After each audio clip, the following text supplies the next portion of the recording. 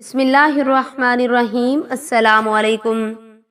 हज़रत अब्दुल्ला बिन अमर और हज़रत अमर बिन जमूह रज़ी अल्लाह ताला अन्हुम को एक ही कब्र में दफन किया गया। काफ़ी मुद्दत बाद ओहद के मैदान में सैलाब आ गया, उससे वो कब्र खुल गई।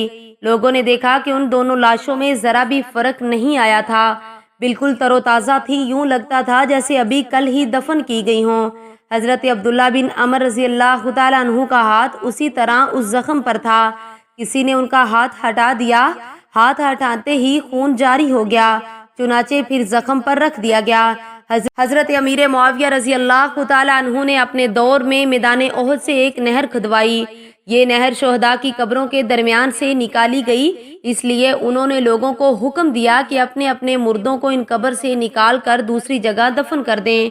लोग रोते हुए वहां पहुंचे, उन्होंने कब्रों में से लाशों को निकाला तो तमाम शोहदा की लाशें बिल्कुल तरोताज़ा थी, नरमो मुलायम थी, उनके तमाम जोड़ नरम थे।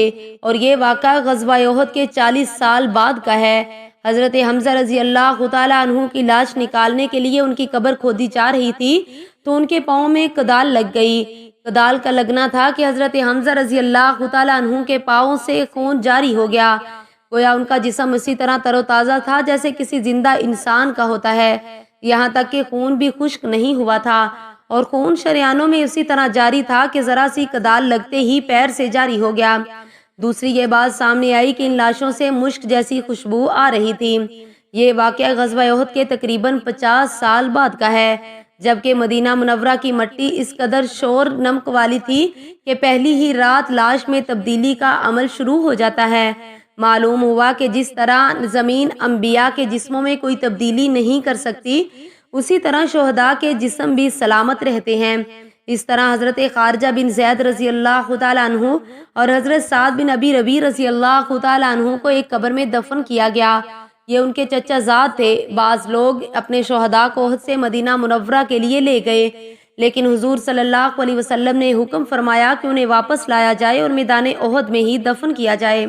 फिर आप सल्लल्लाहु अलैहि वसल्लम ने ग़ज़वा ओहद के शोहदा के बारे में फरमाया, मैं इन सब का गवाह हूँ, जो ज़ख्म भी किसी को अल्लाह ताला के लिए रास्ते में लगा है, अल्लाह ताला क़यामत के दिन उस ज़ख्म को दोबारा उसी हालत में पैदा फरमाएंगे कि उसका रंग खून के रंग का सा होगा और उसकी खुशबू मुश्क जैसी होगी।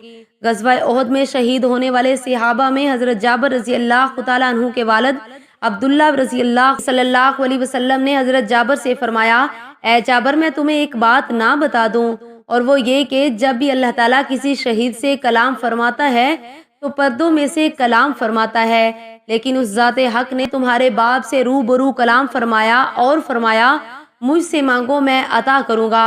उन्होंने कहा, ए बारी ताला, मुझे फिर दुनिया में लौटा दिया जाए ताकि वहाँ पहुँचकर मैं एक बार फिर तेरी राह में कत्ल हो सकूँ। इस पर अल्लाह ताला ने फरमाया, ये मेरी आदत के खिलाफ है कि मैं मुर्दों को दोबारा दुनिया में लौटाऊँ। उन्होंने अर्ज की, परवरदिगार, जो लोग मेरे पीछे दुनिया में बाकी हैं उन तक ये बात पहुँचा दे कि यहाँ शोहदा को कैसे कैसे इनामात से नवाजा जाता है। इस पर अल्लाह ताला ने ये आयत नाजिल फरमाई, और ए लोग अल्लाह की राह में कत्ल किए गए उन्हें मुर्दा मत ख्याल करो, बल्कि वो लोग जिंदा हैं और अपने परवरदिगार के मुकर्रब हैं, उन्हें रिस्क भी मिलता है। ग़ज़वा ओहद में हज़रत कतादा बिन नुमान रज़ी अल्लाह ताला अन्हु की आंख में जख्म आ गया, बाहर निकल कर लटक गई थी। लोगों ने उसे काट डालना चाहा और इस बारे हजूर नबी करीम सल्लल्लाहु अलैहि वसल्लम से पूछा तो आपने फरमाया, काटो नहीं। फिर उन्हें अपने पास बुलाया और उनकी आंख अपने हाथ मुबारक में लेकर हथेली से उसकी जगह पर रख दी। फिर ये दुआ पड़ी, ऐ अल्लाह, उनकी आंख को उनके हुस्न और खूबसूरती का जरिया बना दे।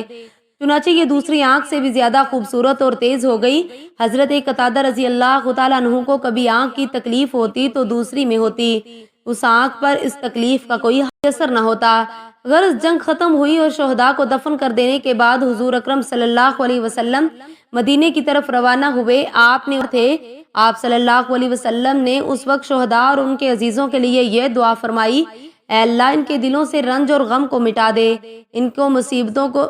इनकी मुसीबतों के जानशीनों को उनका बेहतरीन जानशीन बना दे। मदीना पहुंचने पर